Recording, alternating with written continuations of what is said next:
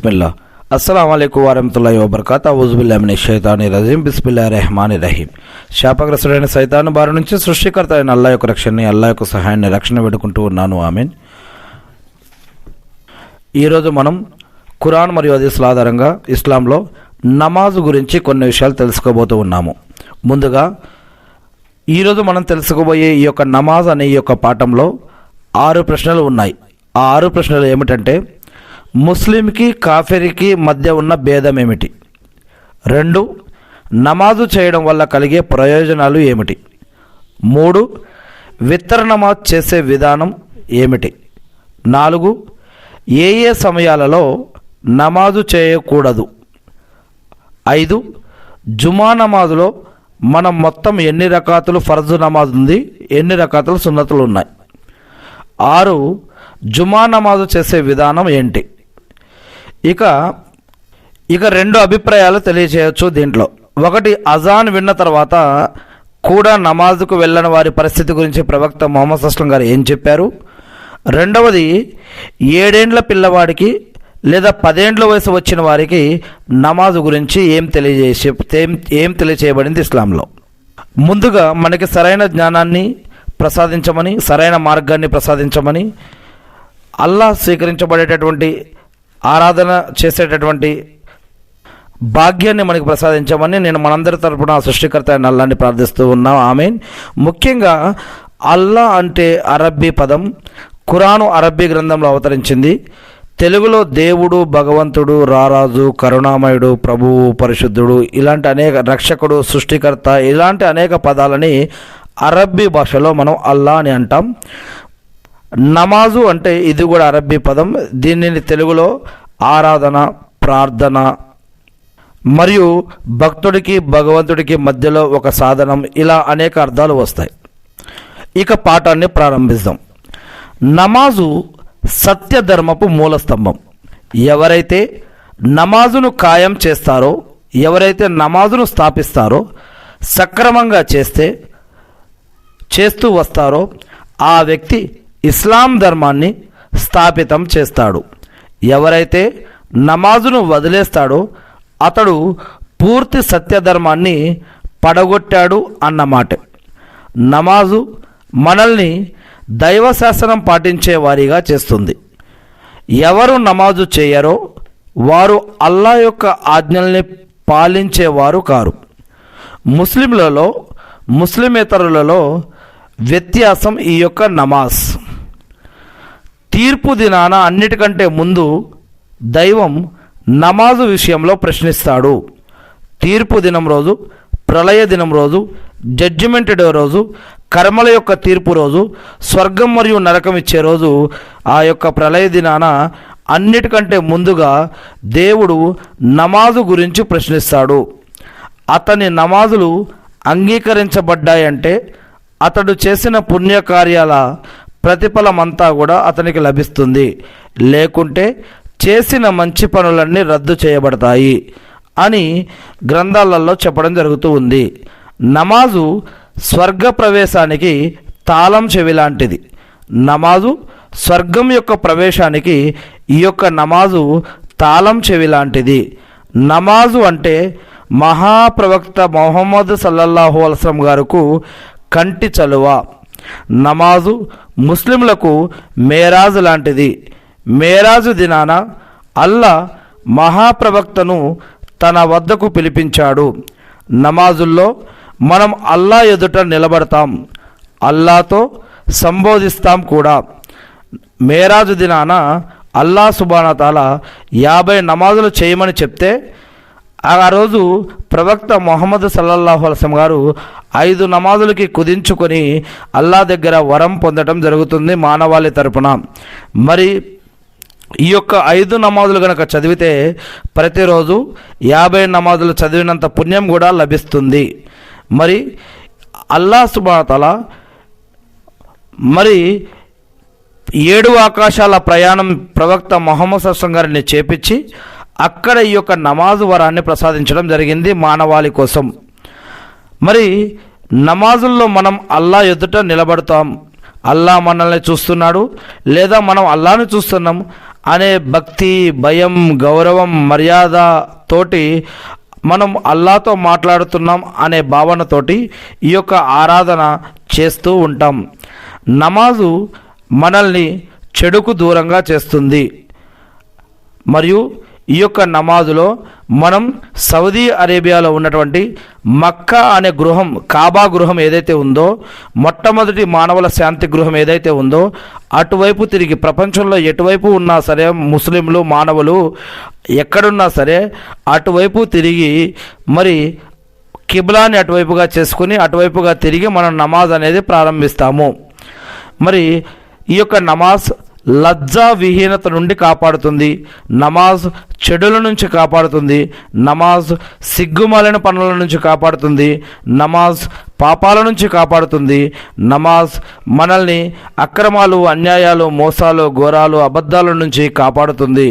నమాజ్ చెడు అలవాట్ల నుంచి, చెడు పద్ధతుల నుంచి కాపాడుతుంది. ఇలా ప్రతిరోజు 5 నమాజులు ఉన్నాయి. ఇది మనల్ని సత్ప్రవర్తన కలవారిగా చేస్తుంది. ఈ యొక్క నమాజ్ తెలియక చేసిన తప్పులకు క్షమాభిక్ష ప్రసాదింపజేస్తుంది ఈ యొక్క నమాజ్. దీనిని ఆశ్రయించే మనం ఇహలోకంలో పరలోకంలో పుణ్యఫలాలను ప్రోగు చేసుకుంటాం ఈ యొక్క నమాజు గనక చెయ్యగలిగితే. నమాజు చెయ్యమని నొక్కి చెప్పడం జరిగింది ఇస్లాంలో. నమాజుకు అసాధారణ ప్రాధాన్యం ఉంది, లెక్కలేనంత ప్రాధాన్యం ఉంది ఇస్లాంలో. అందుచేతనే దీనికి ఎంతో ప్రాముఖ్యత ఇవ్వబడింది.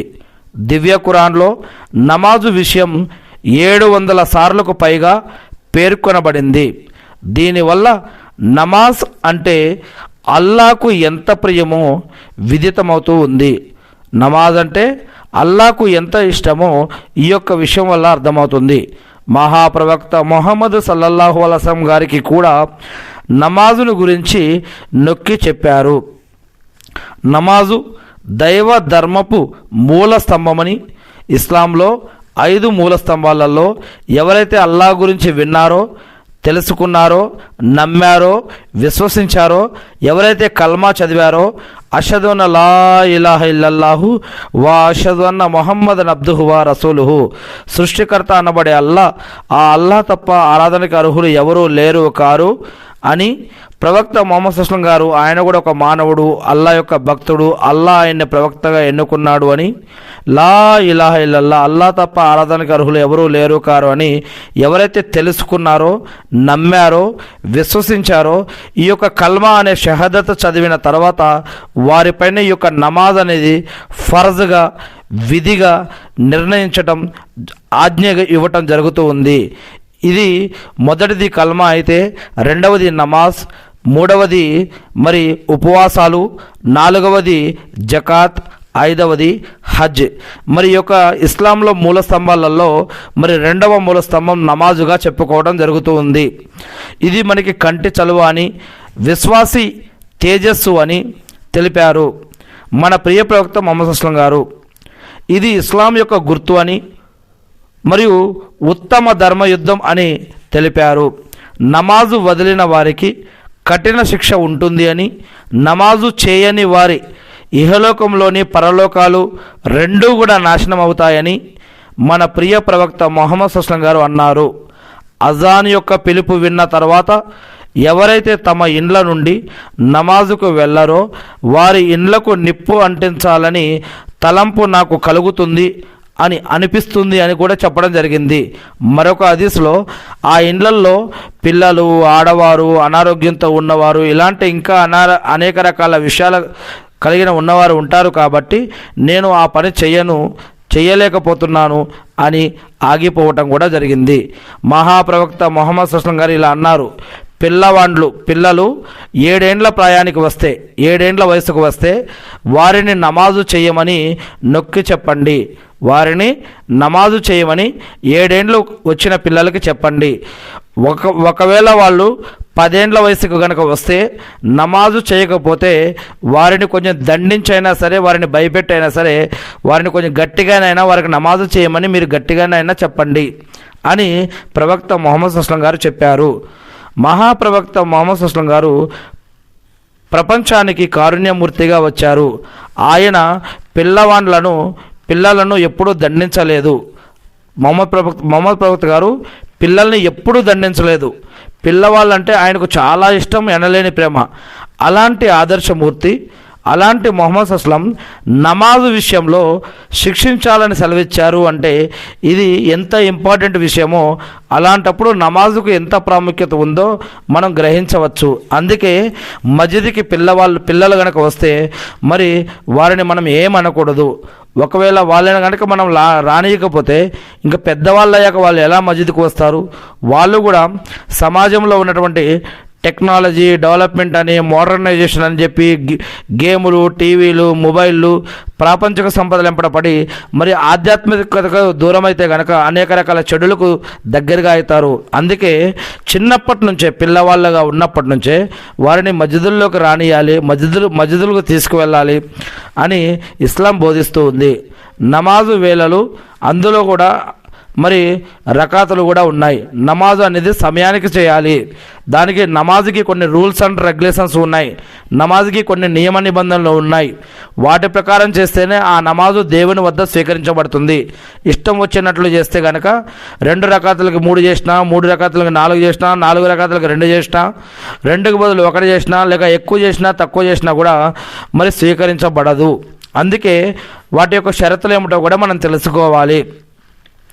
రాత్రి పగళ్ళ సమయంలో మొత్తం ప్రతిరోజు కూడా 5 నమాజులు తప్పనిసరిగా ప్రతి విశ్వాసి కూడా చేయాలి. దీనినే తప్పనిసరిగా అంటే దీనినే ఫరజ్ అని అంటారు. ఫరజ్ అని. ఇక ఈ యొక్క ఫరజ్ నమాజులు 5. చూడండి, ఫరజ్ వేరు, ఫజర్ వేరు. ఫరజ్ అంటే ఫరజ్ అంటే ఖచ్చితంగా చేయాలి. ఫజర్ అంటే ఉదయం చేసే నమాజు. ఫజర్ కొంతమంది కన్ఫ్యూజ్ అవుతూ ఉంటారు ఫరజ్ మరియు ఫజర్ అనే విషయంలో. ఫరజ్ అంటే ఖచ్చితమైన అని, ఖచ్చితంగా ప్రతిరోజు 5 నమాజులు చేయాలి. దాంట్లో మొదటి నమాజు ఫజర్ నమాజ్. ఫజర్ నమాజు పొద్దుగాల ప్రాతకాలం నుండి సూర్యోదయానికంటే కొంత ముందు, సూర్యుడు ఉదయించేదానికంటే ముందు ఫజర్ నమాజు సమయం అన్నమాట. సూర్యునికి ఏ కొద్ది భాగం కూడా కనబడినా ఫజర్ నమాజ్ సమయం అంతమైపోతుంది. ఒకవేళ అలా జరిగితే పూర్తి సూర్యోదయం తర్వాత ఫజర్ నమాజు ఖజా సమయం అయ్యాక చేయవలసి ఉంటుంది. కానీ ఇది ప్రతిరోజు కూడా అలా ఖజా కాకుండా సమయం ప్రకారం చేసుకోవడం కోసం ప్రయత్నించాలి. ఫజర్ నమాజు మరి 2 రకాతులు ఉంటుంది. 4 రకాతుల నమాజులు కూడా ఉన్నాయి. మొదటి 2 రకాతులు అంటే ఫర్జ్ అయితే కనుక 2 రకాతులు అనమాట. జమాత్తో మనం చేసే నమాజు 2 రకాతులు. అదేవిధంగా 2 రకాతులు సున్నత్ కూడా ఉంటుంది. మొదటి 2 రకాతులు సున్నత్ నమాజు. తర్వాత ఇమామ్ తోటి మనం ముస్లింల అందరితో కూడా కలిసి చదివే నమాజు 2 రకాతుల నమాజు. ఈ యొక్క ఫజర్లో ఫరజ్ 2 రకాతులు అనమాట. సున్నతులు 2 చేసుకోవచ్చు. కానీ ఫరజ్ నమాజులు ఇమాం వెనుక సామూహికంగా చేస్తాం. నమాజుకు ముందు తక్బీర్ చెప్పబడుతుంది. తర్వాత ఇమాం సాహెబ్ సూరే ఫాతిహా చదువుతారు. ఆ తర్వాత వేరే ఏదైనా సూరా చదువుతారు. సున్నత్ నమాజు మాత్రం ప్రతి ఒక్కరూ వేరువేరుగా చేసుకోవాలి. 2 రకాతుల నమాజ్ మాత్రం ఇమాం వెనుక ఖచ్చితంగా చేయాలి. ఈ నమాజ్ బిగ్గరగా కాకుండా నెమ్మదిగా చదువుకోవాలి. ఇక జొహర్ నమాజ్. సూర్యుడు మిట్ట మధ్యాహ్నం దాటాక జొహర్ నమాజ్ సమయం ప్రారంభమవుతుంది. అసర్ నమాజ్ సమయం వచ్చేంత వరకు జొహర్ సమయం ఉంటుంది. అసర్ నమాజ్ సమయం ప్రారంభం కాకమునిపే జొహర్ నమాజ్ చేసుకోవడం మంచిది. జొహర్ నమాజ్ మరి మొదటి 4 రకాతులు సున్నత్ నమాజు, తర్వాత 4 రకాతులు ఫరజ్ నమాజ్, ఆ తర్వాత 2 రకాతులు సున్నత్ నమాజ్, 4 రకాతులు సున్నత్, 4 రకాతుల ఫరజ్. నమాజులలోని వ్యత్యాసం, ఫరజ్ చివరి 2 రకాతుల నమాజులో కేవలం సూరే ఫాతిహా చదవబడుతుంది. సున్నత్ నమాజులో చివరి 2 రకాతులలో సూరే ఫాతిహాతో పాటు మరో సూరా నెమ్మదిగానే చదవబడుతుంది. అంటే ఈ యొక్క జొహర్ నమాజు 4 రకాతులు అసలు ఇమాంతో కలిసి చదివే నమాజ్. ఫజర్ నమాజ్ 2 రకాతులు ఉదయం, జోహర్ నమాజ్ 4 రకాతులు, అసర్ నమాజ్ 4 రకాతులు, మగ్రిబ్ నమాజ్ 3 రకాతులు, ఇషా నమాజ్ 4 రకాతులు. ఇప్పుడు మనం ఫజర్ మరియు జోహర్ నమాజ్ గురించి తెలుసుకున్నాం కదా. ఇప్పుడు అసర్ నమాజ్ గురించి. ఇంకా 1:30-2 గంటల పొద్దు ఉన్నప్పుడు అసర్ సమయం ప్రారంభమై పొద్దుగూకేంత వరకు అసర్ నమాజ్ సమయం ఉంటుంది. కానీ సూర్యుడు ఇంకా పసుపు పచ్చపడక ముందే అసర్ నమాజ్ చేయడం ఉత్తమం. ఏదైనా నమాజ్, ఈ యొక్క 5 నమాజులైన ఫజర్ నమాజ్, జోహర్ నమాజ్, అసర్ నమాజ్, మగ్రిబ్ నమాజ్, ఇషా నమాజ్ ఏదైనా సరే చివర్లో చదవటం కంటే, మధ్యలో చదవటం కంటే సమయం ప్రారంభం అవ్వగానే చదవటం చాలా ఉత్తమం, చాలా ఎక్కువ పుణ్యం లభిస్తుంది అని ఇస్లాం తెలియజేస్తూ ఉంది. ఇక అసర్ నమాజ్ 1:30-2 గంటల పొద్దు ఉన్నప్పుడు అసర్ సమయం ప్రారంభమై పొద్దుగుకేంత వరకు అసర్ నమాజ్ సమయం ఉంటుంది. కానీ సూర్యుడు ఇంకా పసుపు పచ్చ పడక ముందే అసర్ నమాజ్ చేయడం మంచిది. లేదంటే నమాజు మక్రూగా మారుతుంది. అసర్ నమాజ్లో 4 రకాతులు ఫరజ్ నమాజ్ ఉంటుంది. ఇది కూడా జోహర్ నమాజ్ లాగానే ఉంటుంది. ఇక మగ్రిబ్ నమాజ్ సమయం సూర్యాస్తమయం నుండి పశ్చిమ దిశలో ఆకాశంలోని రంగు తెల్లని వెలుతురు ముగిసేంత వరకు కూడా ఉంటుంది. సూర్యుడు అస్తమించగానే మగ్రిబ్ నమాజ్ తొందరగా చేసుకోవడం మంచిది. లేదంటే నమాజ్ మక్రూగా మారుతుంది. మగ్రిబ్ నమాజ్లో 5 రకాతులు ఉంటాయి. అంటే 3 రకాతులు సున్నత్ ఉంటుంది, 3 రకాతులు ఫరజు ఉంటుంది, 2 రకాతులు సున్నత్ ఉంటాయి. ఇమాముతో కలిసి మనం లైన్లో నిలబడి ముసల్లీలందరితో కలిసి చదివే నమాజు 3 రకాతులు అన్నమాట. మొదటి 3 రకాతులు ఫరజ్ నమాజ్, మళ్ళీ 2 రకాతులు తర్వాత సున్నత్ కూడా చేసుకోవచ్చు. ఇషా నమాజ్ సమయం మగ్రిబ్ నమాజు సమయం ముగిసినప్పటి నుంచి ఉదయం ఉషోదయానికి ముందు వరకు కూడా ఉంటుంది అని కొన్ని హదీసుల్లో తెలియజేయడం జరుగుతుంది. కొంతమంది రాత్రి అంటే ఇషా నమాజ్ అంటే మగ్రిబ్ నమాజ్ అయిపోయిన తర్వాత నుంచి మరి అర్ధరాత్రి వరకు కూడా కొంతమంది ఈ యొక్క నమాజ్ని చదువుతూ ఉంటారు హదీసుల ఆధారంగా. కానీ అర్ధరాత్రి గడవక ముందే ఇషా నమాజ్ చేసుకోవడం ఉత్తమం. లేకుంటే నమాజ్ మక్రూ అవుతుంది అని నమాజ్ మిస్ అయిపోయిన వారు, ప్రయాణంలో ఉన్నవారో ఇంకా ఇతర కారణాల్లో ఉన్నవారో మరి అర్ధరాత్రి తర్వాత కూడా మరి ఎడిదిరిగి దాన్ని వదలకుండా చదువుకోవడం అయితే మంచిది.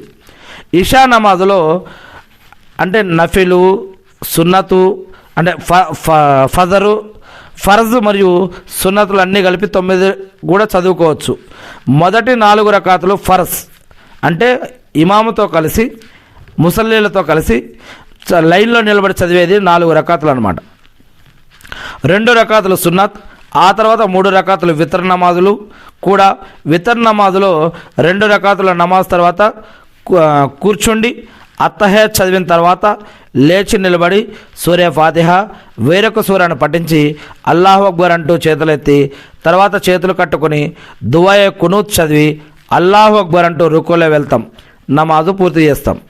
ఇక ఇంకొక నమాజ్ ఉంది, ప్రతి శుక్రవారం కూడా స్పెషల్గా చదివే నమాజ్. ఇది ముస్లింలకి పండుగ వంటిది. దీనినే శుక్రవారం నమాజ్ అని, జుమ్మా నమాజ్ అని చెప్తాం. ఇది ప్రతి సంవత్సరంలో, ప్రతి నెలలో, ప్రతి వారంలో కూడా ప్రతి శుక్రవారం కూడా ఈ యొక్క నమాజ్ ఉంటుంది. ఇది అసర్ నమాజ్ సమయానికి ఉంటుంది. దీనిని జుమ్మా నమాజ్ అని అంటాం. ప్రతి శుక్రవారం జోహర్ నమాజ్ సమయంలో దీనిని చేస్తాం. దీనికి కొన్ని షరతులు ఉన్నాయి, నియమ నిబంధనలు ఉన్నాయి. ఈ యొక్క నమాజ్కి గుసులు అంటే తలస్నానం చేయాలి. అంటే మన మర్మాంగ అవయవాలని తల వెంట్రుకల నుంచి అన్నీ కూడా పరిశుభ్రం చేసుకోవాలి. కాళ్ళ గోళ్ళు తీయాలి, బొడ్డు కింద ఉన్న వెంట్రుకలు కానీ, నాభి కింద ఉన్న వెంట్రుకలు కానీ, సంకళ్ళల్లో ఉన్న వెంట్రుకలు కానీ, చేతిగోళ్ళు కాలుగోళ్ళు కానీ అన్నీ కూడా శుభ్రంగా తీసివేసుకోవాలి. దాని తర్వాత ఇది ప్రతి వారం కూడా చేయాలి. మరి తర్వాత ఉతికిన మంచి బట్టలు వేసుకోవాలి. మగవారైతే మంచి సువాసన కూడా పెట్టుకోవచ్చు, ఆడవారు కాదు మగవారైతే గనక. ఇలా మరి నీట్గా పరిశుభ్రమైన బట్టలు వేసుకోవాలి, తల స్నానం చేయాలి. గుసులు అంటే ఏమిటో ఇంతకుముందే మనం తెలుగు బుకారిలో చెప్పుకున్నాం. గుసులు అంటే ఆ గుసులు ఎలా చేస్తాం ఏంటనేది కూడా చెప్పడం జరిగింది. మరి ఉతికిన బట్టలు వేసుకొని నమాజుకు ముందే, అజాన్ అవ్వడానికంటే ముందే, అజాన్ లేదా ప్రసంగం ప్రారంభించడానికంటే ముందే నమాజ్కి వెళ్ళటం మంచిది. ఖురాన్లో ఈ యొక్క శుక్రవారం నమాజ్ గురించి ప్రత్యేకంగా ఒక సూరానే ఖురాన్లో అవతరించడం జరిగింది. మరి ఆ నమాజుకి ఆ రోజుకి ఉన్న ప్రత్యేకత గురించి చాలా విశేషాలు చెప్పబడ్డాయి ఖురాన్లో. నమాజ్కు ముందే మస్జిద్కి చేరుకుంటాం. జుమా నమాజ్ ఎప్పుడు మరి మస్జిద్లోనే చేస్తాం. మొదట 4 రకాతులు సున్నత్ నమాజ్ చేస్తాం, లేదా కొంతమంది 2 రకాతులు కూడా చేసుకునే అవకాశం ఉంటుంది. ఇమాం సాబ్ మెంబర్ మీద కూర్చునేసరికి మోజన్ 2 మరి అజాన్ పలుకుతాడు. అజాన్ తర్వాత ఇమాం సాబ్ ఖుత్బా ఇవ్వటం జరుగుతుంది. ఖుత్బా తర్వాత మరి 2 రకాతులు చేసుకునే వారు మళ్ళా చేస్తారు. ఈ 2 రకాతులు అందరూ సామూహికంగా చేస్తారు. కానీ ఇమాం గారితోటి ముసల్లీలతోటి లైన్లో నిలబడి ఈ యొక్క నమాజ్లో ఫరజ్ వచ్చేసి 2 రకాతులు అనమాట. ఫరజ్ నమాజ్ తర్వాత ఇక 4 రకాతులు సున్నతులు కానీ, లేదా ఇంకా వీలుంటే మనం ఇంకో 2 రకాతులు ఇలా అదనంగా కూడా చేసుకోవచ్చు అనమాట. శుక్రవారం జోహర్ నమాజ్కు బదులు జుమా నమాజ్ ఉంటుందన్నమాట. అందుచేత శుక్రవారం జోహర్ నమాజ్ చేయడం ఉండదన్నమాట. జోహర్, జుమా, మగ్రిబ్, ఇషా నమాజుల చివరి 2 రకాతులు నఫిల్ నమాజులు కూడా చేస్తారనమాట.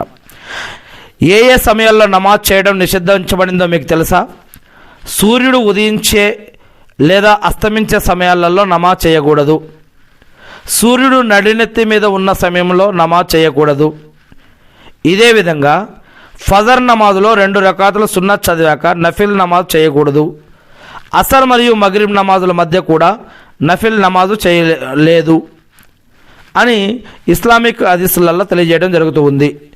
ఇంతకుముందు మనం కొన్ని ప్రశ్నలు అడిగాం. అదేమిటి? ముస్లింకి, అదేవిధంగా ఇస్లాంలోనే ఇంకొక ముస్లింలని కొంతమందిని కాఫీర్లు అని ఖురాన్ చెప్పడం జరిగింది. ముస్లింలకి మరియు కాఫీర్లకి మధ్య భేదం ఏమిటి అని ఖురాన్ చెప్తుంది. నమాజ్ చేయడం వల్ల కలిగే ప్రయోజనాలు ఏంటి? వితర్ నమాజ్ చేసే విధానం ఏంటి?